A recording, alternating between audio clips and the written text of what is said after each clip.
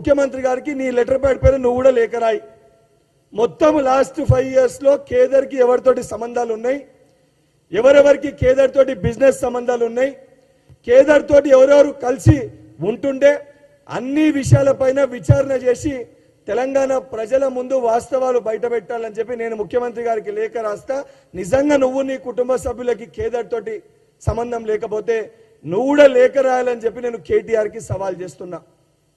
ఇంక ఇతర విషయాలపైన ఏదైతే లై డిటెక్టర్ టెస్టో నువ్వు ఇతర టెస్టులు ఏవైతే చేయించాలని అన్నీ అంటున్నావో, ఫోన్ ట్యాపింగ్ విషయం నువ్వు మాట్లాడుతున్నావో, మీకు కానీ మీ పార్టీలో సభ్యులకు కానీ ఫోన్ ట్యాపింగ్ అది హీరోయిన్లది కానీ జడ్జిలది కానీ పొలిటీషియన్లు కానీ ఆఖరికి మీ పార్టీలో ఉన్న సొంత నీ చెల్లెది కానీ ఫోన్ ట్యాపింగ్ విషయాల్లో మేము ఎటువంటి ఫోన్ ట్యాపింగ్కి పాల్పడలేదని చెప్పి నువ్వు మీ తండ్రి గారైన మాజీ ముఖ్యమంత్రి కల్వకుంట్ల చంద్రశేఖరరావు గారు నిజంగా మీరు చేయకపోతే అంగీకరించి లై డిటెక్టర్ టెస్ట్ ఏదైతే నువ్వు అంటున్నావో ఆ టెస్ట్కి ముందు మీరు బయటికి వచ్చి ఆ టెస్ట్ చేయించుకొని మిమ్మల్ని మీరు ప్రూవ్ చేసుకోవాలి. ప్రూవ్ చేసుకోకుండా రోజు ఉద్దేశపూర్వకంగా మీరు చేసిన వ్యవహారమే మేము కూడా చేస్తున్నామని చెప్పి తప్పించుకోనికి పిచ్చి పిచ్చి మాటలు పిచ్చి పిచ్చి కూతలు కూస్తే నీకంటే చాలా గలీజ్గా అడ్డగోలుగా నువ్వు ఒక పిచ్చోని చేతిలో ఈరోజు ఏదైతే మీ పార్టీ ఉందని చెప్పి నేను అడ్డగోలుగా బండబూతులు తిట్టొచ్చు. అది మా పార్టీ సంస్కారం కాదు. కానీ నువ్వు ఇష్టం వచ్చినట్టు మాట్లాడితే రేపు పొద్దున నేను కూడా ఏంద్రా కేటీఆర్ అనే విధంగానే మాట్లాడే పరిస్థితి ఉంటుంది.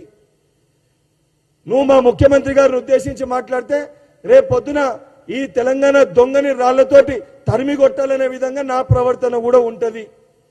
ఈ రోజు అటుకెళ్ళి కల్వకుంట్ల తారక రామారావు ప్రవర్తన ఏ విధంగా ఉంటుందో అదే రకంగా నీకు తగిన సమాధానం ఇచ్చే విధంగా శాసన మండలి సభ్యునైన బల్మురి వెంకట్ ప్రవర్తన కూడా అదే విధంగా ఉంటుంది. నిజంగా నీకు బహిరంగ చర్చ పెట్టాలనే ఉంటే నువ్వు ఒక శాసన సభ్యునివి, నేను శాసన మండలి సభ్యుని, నువ్వు బీఆర్ఎస్ పార్టీ వర్కింగ్ ప్రెసిడెంట్వి, నేను కాంగ్రెస్ పార్టీ ఉపాధ్యక్షుడిని. ఏ రకమైన బహిరంగ చర్చకైనా నువ్వు నేను సమానమే. ఇంకా పోల్చుకుంటే శాసన సభ్యుని కంటే శాసన మండలి సభ్యునిగా ఇంకా నేను ఒక కుర్చీ పైనే ఉన్నా.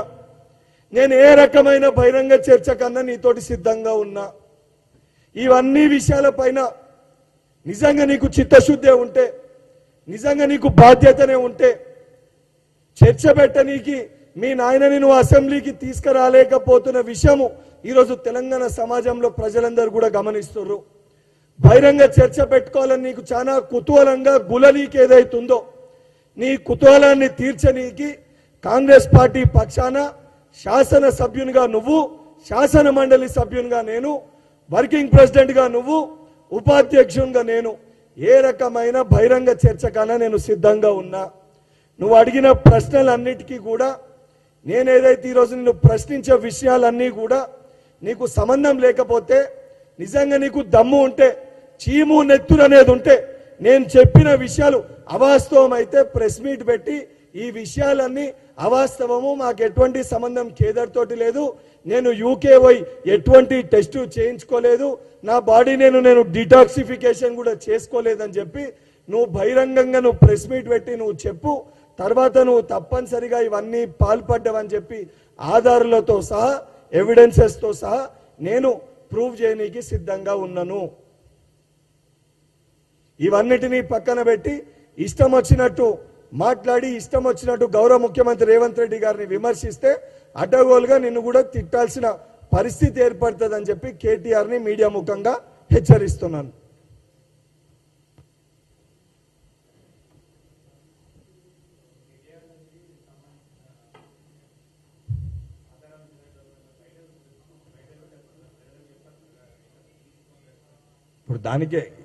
ఇప్పుడు దానికోసమే చెప్తున్నా కదా, కేటీఆర్ డ్రగ్స్ తీసుకునేదాన్ని దానికి 3 నెలల క్రితం ఇన్నిసార్లు ఆరోపించిన నా పైన ఆరోపణలు వచ్చి బల్మురి వెంకట్ డ్రగ్స్ తీసుకుంటాడంటే నేను ఏ శాంపుల్ కన్నా సిద్ధమని చెప్పి ఎప్పుడు అడిగినా వెళ్తా. ఒక బాధ్యత గల మంత్రి హోదాలో పనిచేసి ఒక పార్టీకి వర్కింగ్ ప్రెసిడెంట్గా ఉండి ముఖ్యమంత్రి తనయుడి పైన ఇన్ని సంవత్సరాలకెళ్ళి డ్రగ్ శాంపుల్ టెస్ట్కి రమ్మంటే రాకుండా ఇప్పుడు బయట దేశాలకి పోయి ఇప్పుడు తిరిగి వచ్చి ఎందుకు ఇప్పుడు నేను డ్రగ్ శాంపుల్ టెస్ట్ చేయడానికి సిద్ధంగా ఉన్నానని కేటీఆర్ చెప్తుండు.